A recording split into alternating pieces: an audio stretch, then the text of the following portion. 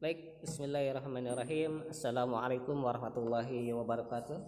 Alhamdulillahilladzi arsala rasulahu bil huda wa dinil haqq liyudhhirahu 'ala dini kulli wa kafa billahi syahida. Asyhadu an la ilaha illallah wa asyhadu anna Muhammadan abduhu wa rasuluh. Baik teman-teman semua, di kesempatan kali ini sedikit saya akan menjelaskan tentang bab fikih karena ini sangat penting, terutama masalah toharoh. Kenapa? Karena yang namanya sholat itu wajib, ya, dan menentukan amal ibadah kita diterima atau tidak.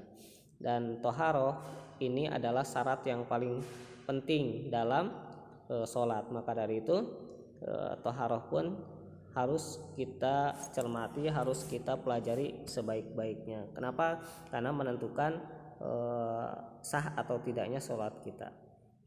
Ya, baik, kita mulai dari pengertian, ya, bahwa yang namanya toharoh itu artinya bersih atau suci dari kotoran. Ini maknanya atau pengertiannya secara maknawi atau dan juga secara lahiriah, ya.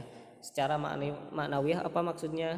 Jadi bersuci itu tidak hanya bersuci badan, tidak hanya bersuci fisik, tetapi juga bersuci hatinya. Seseorang yang sholat tetapi dalam hatinya masih ada kesyirikan, bisa jadi sholatnya tidak diterima.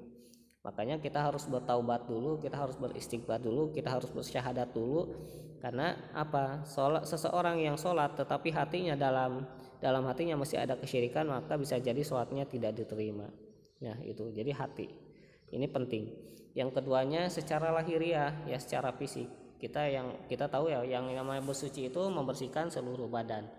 Nah, kemudian kita masuk ke macam-macam air, ya. Jadi air itu dibagi 4 macam. Pertama air mutlak, kedua air mustakmal, ketiganya air yang bercampur dengan barang suci, yang keempat adalah air yang terkena najis. Nah, air mustakmal itu apa? Air mustakmal itu air mutlak itu adalah air yang suci dan mensucikan. Ini datangnya dari langit atau dari dalam bumi, ya. Disebut air mutlak, jadi mutlak disebut air, tidak disebut yang lain, ya. Misalnya apa? Dari langit air hujan, air es, dan air embun. Kemudian ada juga air laut, air laut itu suci dan mensucikan, dan bangkai yang ada di laut itu adalah halal, gitu ya. Maksudnya ikan, ya. Kalau bangkai manusia mah enggak. Kemudian air zam-zam ini dari surga, ya. Kemudian air yang berubah warna karena tidak bergerak. Misalnya apa? Misalnya air sumur yang terlalu lama ada lumutnya sehingga warna itu berubah karena tercampur oleh warna lumut, gitu ya, seperti itu. Ini air mutlak. Jadi air mutlak itu suci dan mensucikan. Ini dipakai wudhu. Kemudian ada air mustakmal atau air bekas berwudhu, air bekas bersuci, ya. Ini hukumnya ulama membaginya menjadi 2. Ada yang mengatakan bahwa air mustakmal itu suci dan mensucikan. Ada juga yang mengatakan bahwa dia suci tetapi tidak mensucikan. Contohnya apa? Yang pertama, ya, suci dan mensucikan itu.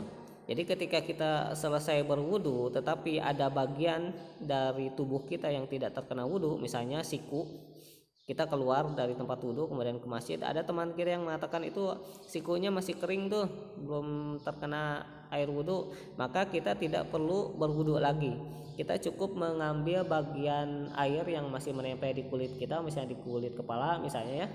Itu kita yang ambil bagian yang basahnya itu, kemudian kita usapkan ke siku. Itu cukup seperti itu. Jadi ini dalil kenapa suci dan mensucikan ini diambil dari bahwa bekas berwudu yang menempel di kepala, gitu kan, di muka, itu diusapkan ke bagian yang masih kering. Itu. Ada juga yang mengatakan bahwa suci tetapi tidak mensucikan. Jadi air bekas wudu itu kan kita menghilangkan najis, menghilangkan kotoran, maka itu tidak bisa dipakai bersuci lagi. Makanya cukup dibuang saja airnya, tidak perlu dipakai lagi. Ini kalau misalnya untuk bersuci, ya. Nah, ini dalil, jadi ada dua pendapat bahwa mengatakan sisa berwudu bisa dipakai lagi, ada yang mengatakan sisa berwudu tidak bisa dipakai lagi. Nah, ini tergantung kita mau mengambil yang mana, tapi kebanyakan sih mengambil yang kedua, bekas wudu itu tidak bisa dipakai lagi untuk berwudu. Kemudian air yang bercampur dengan barang suci, misalnya apa?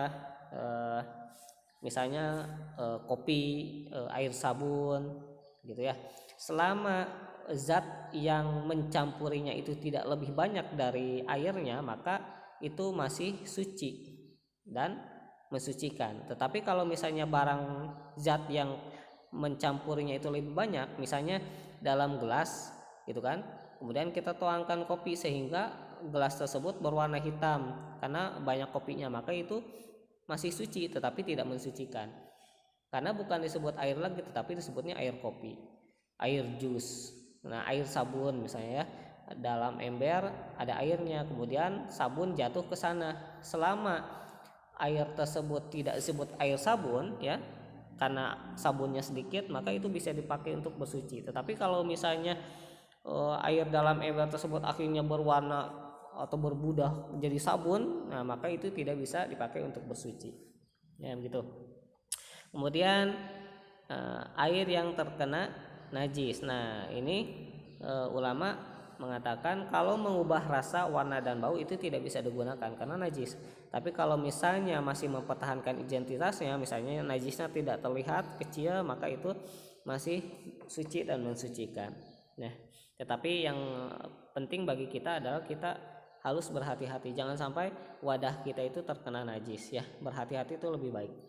Nah, kemudian sisa minuman, misalnya sisa teman kita itu bisa yang bekas minum gitu bisa dipakai untuk berwudu ya. Sisa manusia, sisa binatang yang dimakan dagingnya, sisa baghol, keledai, binatang serta burung buas, serta sisa kucing ini masih bisa dipakai berwudu. Tetapi kalau sisa anjing dan babi itu najis. Nah, dan mensucikannya pun harus menggunakan tanah. Jadi 7 kali dicuci, yang pertama itu dengan tanah. Kalau ada yang mengatakan dulu kan zaman Rasul itu gak ada sabun, sekarang udah ada sabun, makanya udah aja pakai sabun. Gak bisa. Itu udah syariatnya seperti itu. Jadi harus pakai tanah ya, gak bisa pakai sabun. Kenapa? Karena ternyata berdasarkan penelitian bahwa ada bakteri, ada kuman, ada virus yang tidak bisa mati kecuali dengan tanah. Ya, makanya ini jangan dirubah-rubah karena berdasarkan teknologi seperti itu ya. Nah, itu tadi macam-macam air ya. Bahwa air yang bisa dipakai berwudu itu adalah air mutlak. Kalau air mustaqma ada yang boleh dipakai, ada yang enggak, itu pendapatnya beda. Air yang bercampur dengan barang lain selama masih disebut air maka bisa dipakai berwudu. Kalau air yang terkena najis itu tidak bisa dipakai berwudu. Seperti itu. Ini yang bagian pertama.